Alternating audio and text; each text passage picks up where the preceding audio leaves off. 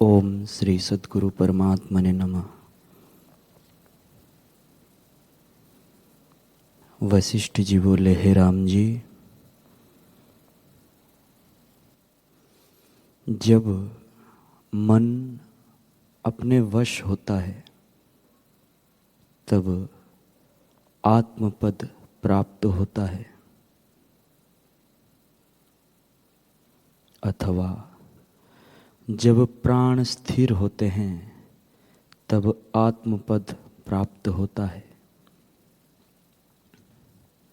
यह संसार मृग तृष्णा के जल सा मिथ्या है। जब वासना निवृत्त होती है तब आत्मपद में स्थिति होती है। जैसे मेघ जब जल संयुक्त होते हैं तब गरजते हैं और वर्षा करते हैं, और जब वर्षा से रहित होते हैं तब शांत हो जाते हैं। वैसे ही जब वासना का क्षय होता है तब चित्त शांत हो जाता है। जैसे शरतकाल में बादल और कोहरा निवृत्त होकर शुद्ध और निर्मल आकाश ही रहता है, वैसे ही वासना के निवृत्त होने से शुद्ध और केवल चैतन्य आत्मा होकर भासित होता है। जो तुम एक मुहूर्त भी चित्त बिना स्थित हो तो उसको आत्मपद की प्राप्ति हो। जब तक चित्त की वासना क्षय नहीं होती तब तक जीव बड़े भ्रम दिखता है। हे राम जी, यह संसार मृग तृष्णा के जल सा असत है और आभास मात्र फुरता है। इस पर एक आख्यान जो पहले कभी हुआ है सो कहता हूं।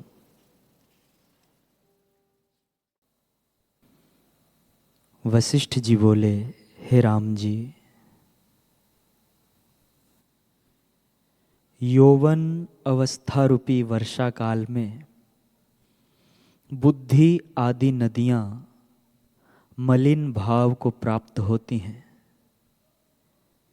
काम रूपी मेघ गरजता है और तृष्णा रूपी मोरनी उसको देखकर प्रसन्न होकर नृत्य करती है। फिर यौवन अवस्था रूपी चूहे को बुढ़ापा रूपी बिल्ली खा लेती है और शरीर महाजर्जरी भूत हो निर्बल हो जाता है। हे राम जी, तृष्णा बढ़ती जाती है और हृदय जलता है। निदान फिर मृत्यु रूपी सिंह जरा रूपी हरिणी को भक्षण कर लेता है। इस प्रकार मनुष्य उपजता और मरता है और आशा रूपी रस्सी से बंधा हुआ घड़ी के लटकन की तरह भटकता है, शांति कदापि नहीं पाता। हे राम जी, यह ब्रह्मांड एक वृक्ष है। उसमें जीव रूपी पत्ते लगे हैं। वे कर्म रूपी वायु से हिलते हैं। उसमें अज्ञान रूपी जड़ता है। चित्त रूपी ऊंचा वृक्ष है। उस पर लोभ आदिक उल्लुक बैठते हैं। हे राम जी, जगत रूपी सरोवर में शरीर रूपी कमल है। उस पर जीव रूपी भंवरे आ बैठते हैं और काल रूपी हाथी आकर उनको चट कर जाता है। हे राम जी, जनता रूपी जीर्ण पक्षी आशा रूपी फंदे से बंधे हुए वासना रूपी पिंजड़े में पड़े हैं। वे राग द्वेष रूपी अग्नि में जल भूनकर काल रूपी पुरुष के मुख में पड़े प्रवेश करते हैं। जन रूपी पक्षी उड़ते फिरते हैं। किसी दिन जब काल रूपी व्याघ्र जाल फैलावेगा तब उनको फंसा लेगा।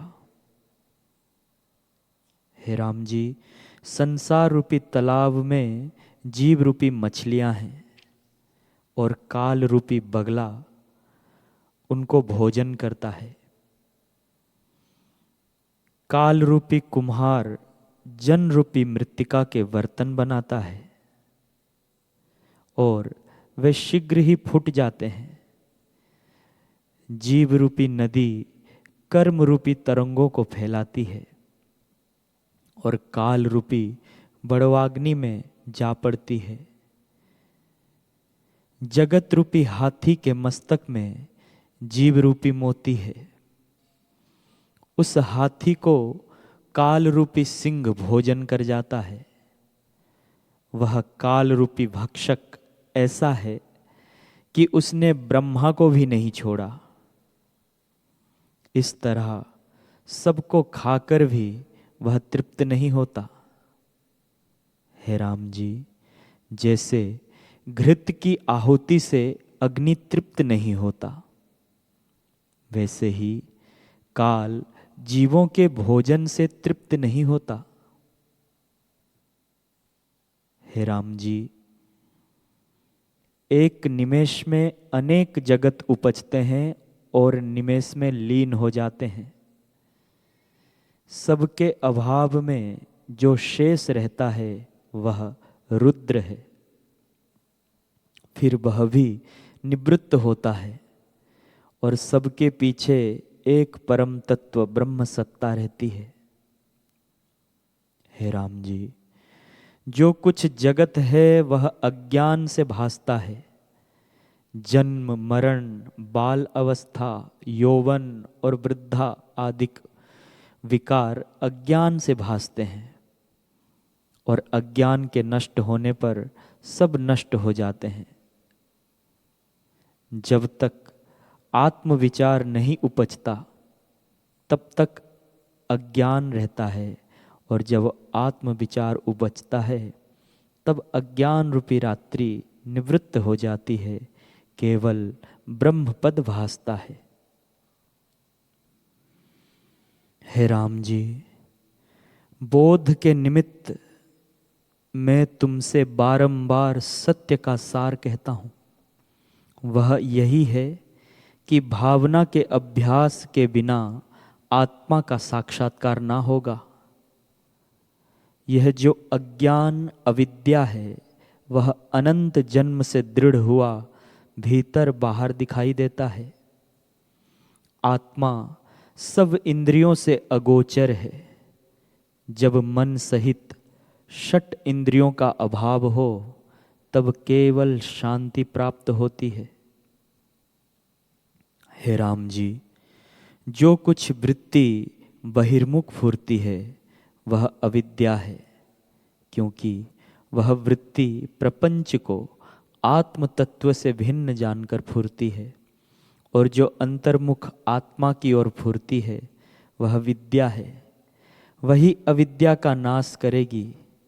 अविद्या के दो रूप हैं, एक प्रधान रूप और दूसरा निकृष्ट रूप। उस अविद्या से विद्या उपजकर अविद्या का नाश करती है और फिर आप भी नष्ट हो जाती है। जैसे बांस से अग्नि उपजती है और बांस को जलाकर आप भी शांत हो जाती है, वैसे ही जो अंतर्मुख है वह प्रधान रूप विद्या है और जो बहिर्मुख है वह निकृष्ट रूप अविद्या है। इससे अविद्या भाव का नाश करो। हे राम जी, अभ्यास के बिना कुछ भी सिद्ध नहीं होता। जो कुछ किसी को प्राप्त होता है वह अभ्यास रूपी वृक्ष का ही फल है। हे राम, चिरकाल अविद्या का दृढ़ अभ्यास होने से अविद्या दृढ़ हुई है। जब आत्मज्ञान के निमित्त यत्न करके दृढ़ अभ्यास करोगे तब अविद्या नष्ट हो जाएगी। हे राम जी, हृदय रूपी वृक्ष में जो अविद्या रूपी विषवेली फैल रही है उसको ज्ञान रूपी खड्ग से काटो, और जो कुछ अपना प्रकृत आचार है उसको करो, तब तुमको दुख कोई ना होगा। जैसे जनक राजा ने ज्ञेय को ज्ञात होकर व्यवहार को करते थे, वैसे ही आत्मज्ञान का दृढ़ अभ्यास कर तुम भी विचरो। हे राम जी, जैसा निश्चय पवन, विष्णु, सदाशिव, ब्रह्मा, बृहस्पति, चंद्रमा, अग्नि, नारद, पुलह, पुलस्त्य, अंगिरा, भृगु, शुकदेव और ज्ञातज्ञेय ब्राह्मणों का है, वही तुमको भी प्राप्त हो। राम जी ने पूछा, हे ब्राह्मण, जिस निश्चय से बुद्धिमान विशोक हुए हैं वह मुझसे कहिए। वशिष्ठ जी बोले, हे राम जी, जैसे संपूर्ण ज्ञानवानों का निश्चय है और जैसे वे व्यवहार में सम रहे हैं वह सुनो। विस्तार रूप जो कुछ जगत जाल तुमको भासित होता है वह निर्मल ब्रह्म सत्ता अपनी महिमा में स्थित है।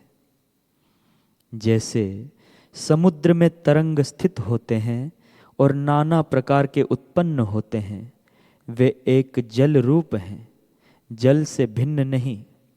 वैसे ही जो ग्रहण करने वाला है वह भी ब्रह्म है, और जिसको भोजन करता है वह भी ब्रह्म है। मित्र भी ब्रह्म है, शत्रु भी ब्रह्म है, ब्रह्म ही अपने आप में स्थित है। ज्ञानवान को सदा यह निश्चय रहता है। ब्रह्म को ब्रह्म स्पर्श करता है, तब किसको स्पर्श किया? हे राम जी, जिनको सदा यही निश्चय रहता है उनको राग द्वेष कुछ दुख नहीं दे सकते। ब्रह्म ही ब्रह्म में फूरता है, भाव रूप भी ब्रह्म है, अभाव रूप भी ब्रह्म है, कुछ भिन्न नहीं।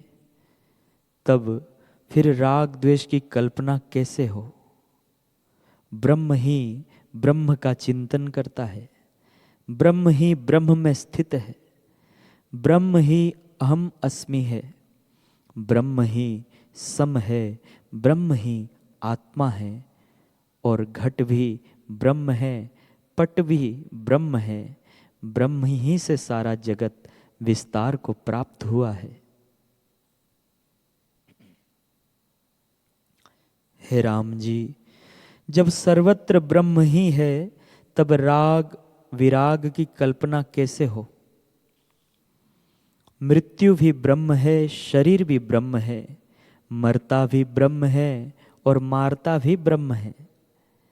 जैसे भ्रम से रस्सी में सर्प भासित होता है, वैसे ही आत्मा में सुख दुख मिथ्या है। भोग भी ब्रह्म है, भोगने वाला भी ब्रह्म है, और भोक्ता देह भी ब्रह्म है। निदान सर्वत्र ब्रह्म ही है। जैसे समुद्र में जो तरंग उपजते और मिट जाते हैं वे जल से भिन्न नहीं, वैसे ही शरीर उपजते और मिट जाते हैं, ब्रह्म ही ब्रह्म में स्थित है। हे राम जी, जल के तरंग जो मृत्यु को प्राप्त होते हैं तो क्या हुआ? वे तो जल ही हैं। वैसे ही मृतक ब्रह्म ने जो मृतक देह ब्रह्म को मारा, तब कौन मुआ और किसने मारा? जैसे एक तरंग जल से उपजा और दूसरे तरंग से मिल दोनों इकट्ठे होकर मिट गए, सो सब जल ही तो जल है। वहां मैं, तू इत्यादि दूसरा कुछ नहीं। वैसे ही आत्मा में जो जगत है तो आत्मा ही अपने आप में स्थित है। तेरा मेरा भिन्न कुछ नहीं। जैसे सुवर्ण में भूषण और जल में तरंग अग्नि रूप है, वैसे ही ब्रह्म और जगत में कुछ भेद नहीं।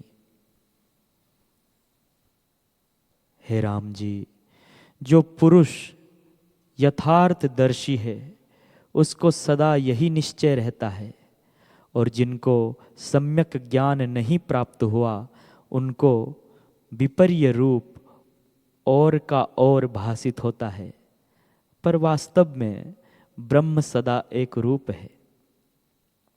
ज्ञान और अज्ञान का भेद है। जैसे रस्सी एक होती है, परंतु जिसको सम्यक ज्ञान होता है उसको रस्सी प्रतीत होती है, और जिसको सम्यक ज्ञान नहीं होता उसको सर्प जान पड़ती है। वैसे ही जो ज्ञानवान पुरुष हैं उनको सब ब्रह्म सत्ता ही भासित है, और जो अज्ञानी है उसको जगत नाना रूप भासित होता है और दुखदायक होता है, पर ज्ञानवान को सुख रूप है।